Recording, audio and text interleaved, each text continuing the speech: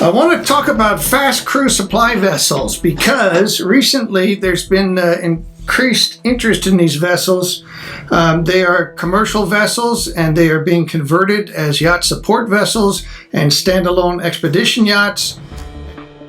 Swiftship very kindly gave me a tour of two of their vessels, a 200-foot fast crew supply vessel and a partially finished 175-foot vessel. So behind me here you can see the deck house, the bridge on the 175-footer, which is about 60% built. And you see how they got the forward canted windscreen on the bridge deck and the main accommodation block underneath it. What we're going to do on these conversions is we're going to take that bridge deck and move it further aft, but we'll keep this accommodation block. So on a conversion, we use this high load-bearing deck immediately after the deck house to add our accommodation block. So normally 6 guest cabins back here. So the advantage here is you don't have the crew space filled out with all the seating here. You've got your open overheads, and you could go ahead and put in a galley here. You could put in an owner's suite. You could have dining, and then going aft here, you go right into your main salon, if that's how you want to lay it out. Don't darn these snakes or alligators in here. Okay. Here we are in what would be the crew quarters, and it is ready for conversion. So this basically puts you a year and a half ahead versus a new build. You're also benefiting from old aluminum prices. This is new aluminum, but sold at old aluminum rates. On both sides of me here are what I was talking about before, large tanks. Here and then also aft of this next space are more aluminum tanks. So now you see what the unfinished space looks like on this 175, and I'd like to give you a tour of one of the other Swiftships that is completely finished and new, to use as a reference for what this space finished would look like. And this is where the crew and the equipment, all the equipment is. So you have a modest galley here because you only have about 10 crew on board maximum. We'll find out what the minimum manning requirement is. Small dinette and serving area here. Going forward, again through a very hefty watertight door on a serious bulkhead, protect the bow of the vessel. There are 2 large thrusters that are part of the DP system. So these are more designed for DP than they would be for dockage, as you would normally have on a yacht. This area is all air conditioned because of the nature of the equipment.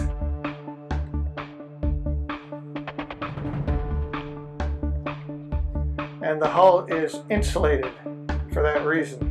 And there you can see a video camera for their monitoring of everything on board.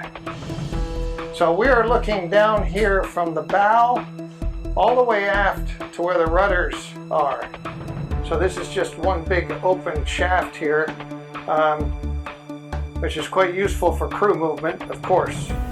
So these are your typical commercially equipped cabins for crew, and they share a head on this boat.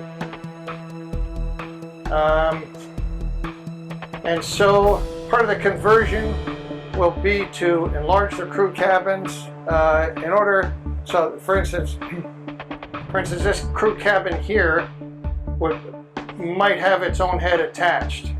So what we might do is split these heads on either side so that they can service 2 different crew cabins.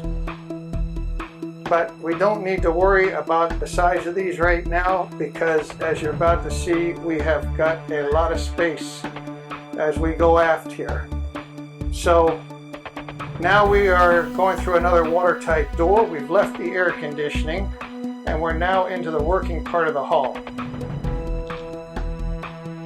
Here you can see the aluminum construction of the hulls, and you've got pressure tanks here, your water system,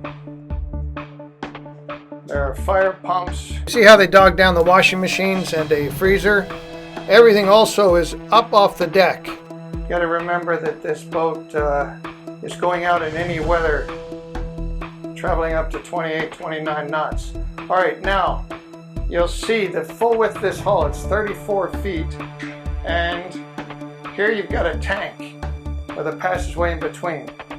Now these are water tanks that are supply tanks, so these they carry immense volumes of water in these tanks to take out to the oil rigs, and this is all space that can be reclaimed. So right here, now we're looking back forward again. So these can either be, you can either cut out here and go into the tank and convert the tank into something like a crew cabin or a gym or a cinema or a game room, or the other uses that would happen down here would be walk-in freezers, reefers. You're going to have ice machines, you're going to have all kinds of equipment that has to be added to this vessel to make it into an expedition yacht. But the main thing is that the systems that are already here are absolutely commercial grade, they are state-of-the-art, and they're new. So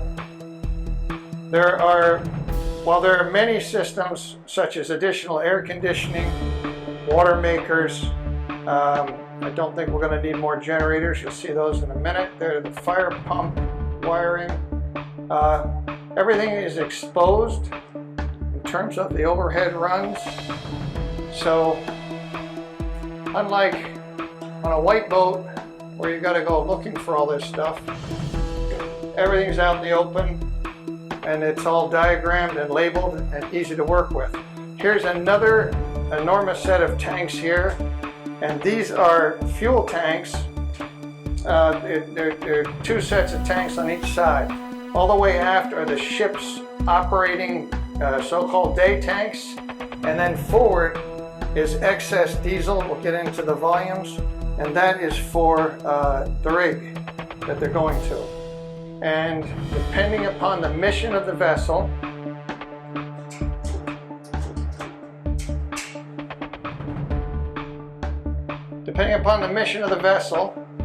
these tanks can be converted into long-range fuel tanks. These vessels could then achieve 7,000 miles, 8,000 miles, or they could become other space for other purposes. All right, here are the 4 brand new Cat 3512s. And they are aligned here, 4 across.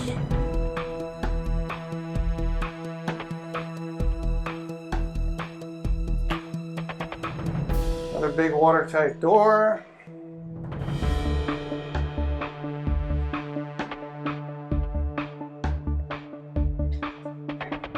There are your air handlers. So all the exhausts and the stacks are all the way aft on these boats. They're not going up through the area that will be the bridge deck and the crew or the accommodations deck. And that means less noise, less vibration. Everything's back here, and this is way back because this is a big boat. So the exhausts are going straight over the side here.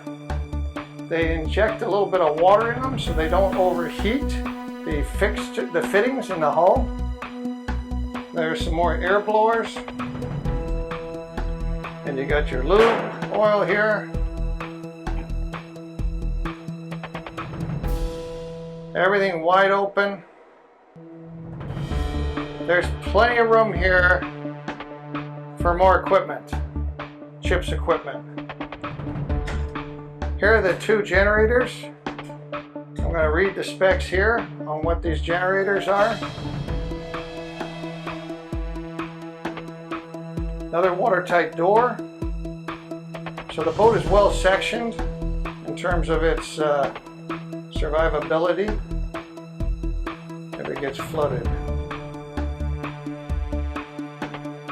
Here's your main electric panel after the generators.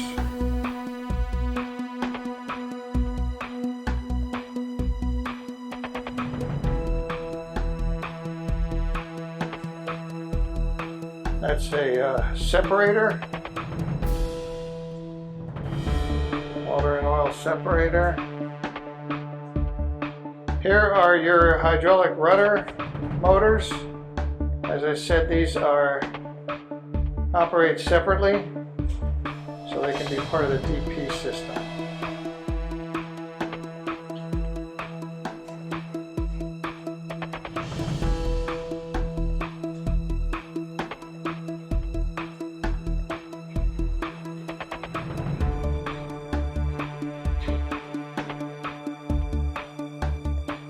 There are your fire extinguisher systems overhead, ready to go. These are carbon dioxide fire system. You want to be in here when that goes off. That's all we have time for today, but keep your eye on this sector of the maritime industry because I believe we're going to see some really interesting conversions shaping up on these hulls.